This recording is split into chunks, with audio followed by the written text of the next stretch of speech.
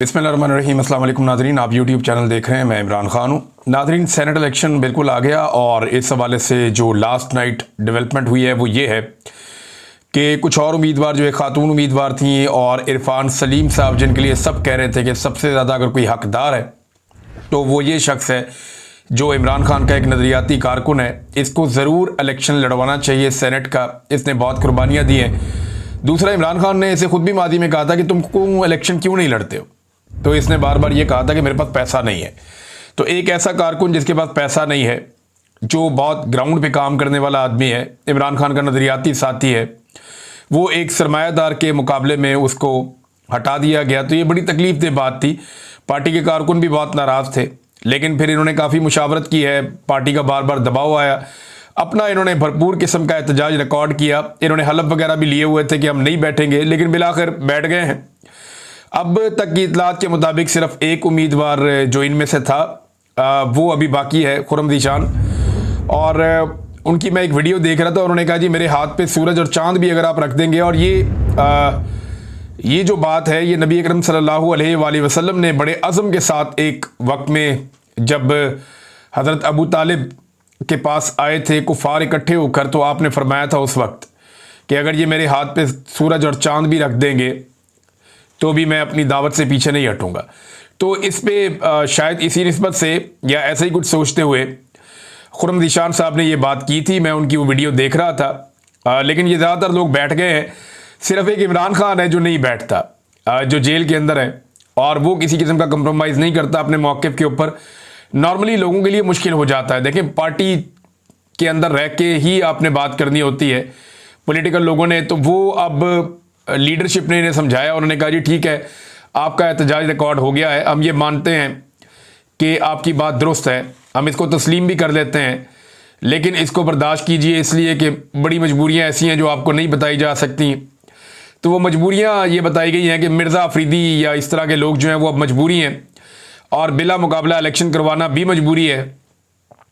अगर इलेक्शन मुकाबले के साथ होता है तो बड़े प्रॉब्लम हो जाएंगे, और मुकाबले के साथ होता है तो दोनों तरफ से दावे किए जा रहे हैं कि जनाब बंदे टूट जाएंगे और इतने बंदे टूट जाएंगे और फलां को वोट पड़ जाएगा।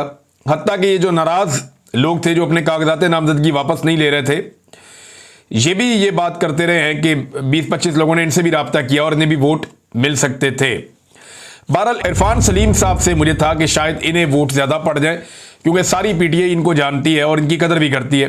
बहरहाल ये लोग बैठ गए हैं और अभी भी इलेक्शन होगा, इसलिए कि एक आधा उम्मीदवार अभी तक, जब मैं वीडियो रिकॉर्ड कर रहा हूं, अभी तक बाकी है। और अगर उन्हें भी बिठा लिया जाता है तो फिर सूरत हाल गंडापुर साहब के कंट्रोल में आ जाएगी, या एस्टेब्लिशमेंट की या पीडीएम की जमातों के कंट्रोल में आ जाएगी।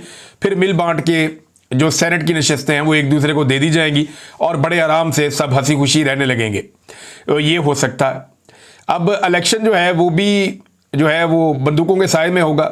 सिक्योरिटी के बड़े ज़बरदस्त इंतजाम इलेक्शन कमीशन ऑफ पाकिस्तान ने किए। अदालत ने जो किया वो सबके सामने है, उसे एक अदालती ज़्यादती करार दिया जा रहा है। उमर अयूब साहब कहते हैं, जो अपोजिशन लीडर हैं कौमी असम्बली में, कि ये सब कुछ या तो किसी मुकम्मल बनाना रिपब्लिक में हो सकता है या पाकिस्तान में हाइब्रिड निज़ाम के तहत खैबर पख्तूनख्वा में ऐसी सियासी जमात को पीटीआई की रिजर्व नशिस्तें दे दी जाती हैं जो कोरम के लिए भी मतलूबा तादाद पूरी नहीं कर सकती। माशाल्लाह, इलेक्शन कमीशन एतवार के दिन अपने दरवाजे खोलता है और पेशावर हाई कोर्ट को खत लिखता है कि गवर्नर को खैराती एमपीएस से हलफ लेने का इख्तियार दिया जाए, और वही होता है। सुभान अल्लाह। जब सुप्रीम कोर्ट ने गुज़िश्ता साल रिजर्व नशिस्तें पाकिस्तान तहरीक इंसाफ को देने का हुक्म दिया था, तो उस वक्त इलेक्शन कमीशन कहाँ था? क्या उस वक्त कमीशन स्लीप मोड पर चला गया था, या कोई हाइब्रिड वायरस इस स्ट्रेटेजिक बेअमली में मुब्तला कर चुका था इन्हें? बहरहाल ये इलेक्शन कमीशन, अदालत, ये चीज़ें अब किस्सा परीना हो गई। अब अगर पाकिस्तानियों को अपनी किस्मत बदलनी है तो उन्हें बाहर आना पड़ेगा, क्योंकि पाकिस्तान की एस्टेब्लिशमेंट ने पूरे निज़ाम को ऐसा जकड़बंद बांध दिया है कि अब ये निज़ाम उनकी मर्जी के बगैर सांस भी नहीं ले सकता, ये निज़ाम उनकी मर्जी के बगैर हिल भी नहीं सकता। अदलिया पूरी कंट्रोल है, पार्लिमान कंट्रोल है, हुकूमतें कंट्रोल हैं, इदारे सारे के सारे कंट्रोल्ड हैं, मीडिया पूरी तरह से कंट्रोल्ड है। हर चीज़ पाकिस्तान की एस्टेब्लिशमेंट की गिरफ्त में है इस वक्त। इनकी गिरफ्त इतनी अच्छी पहले कभी नहीं थी जितनी अब हो चुकी है। अब अगर अवाम ये चाहती है कि अवामी फैसलों का एहतराम किया जाए या अवाम की बात भी सुनी जाए, तो फिर अवाम को चीखना पड़ेगा, उन्हें बाहर निकलने के बाद अपनी आवाज़ उठानी पड़ेगी। अब ये अवाम आज कर ले, 10 साल बाद कर ले, 20 साल बाद कर ले, 50 साल बाद कर ले, जब भी अवाम निकलेगी तब ये मामला हल हो जाएगा। मामला सिर्फ 4-6 दिन का है। लोगों ने सिर्फ टाइम निकाल के ये फैसला करना है कि जरा सारे काम एक दफा सीधे कर लें, तो लोगों ने सारे काम सीधे कर लेने। ये एस्टेब्लिशमेंट लोगों के सामने 5 मिनट भी नहीं टिक पाएगी। लोगों से तनख्वाह लेते हैं, लोगों से लड़ कैसे सकते हैं? ये तो लोग एक्चुअली इनको बर्दाश्त कर रहे हैं या इनको टाइम पे टाइम देते जा रहे हैं। एक डील इनको मिली हुई है जिसका ये फायदा उठा रहे हैं, अदरवाइज पल्ले तो कख नहीं है। अब नादरीन, एक और अदालती नाइंसाफी का जो मामला है वो मैंने आपके सामने रखा। इसमें एक ही अदालत में 2 कवानीन हैं। छुट्टी के रोज हलफ लेने का हुक्म आ गया, मगर हलफ बर्दारी के खिलाफ पिटीशन तक वसूल ना हुई।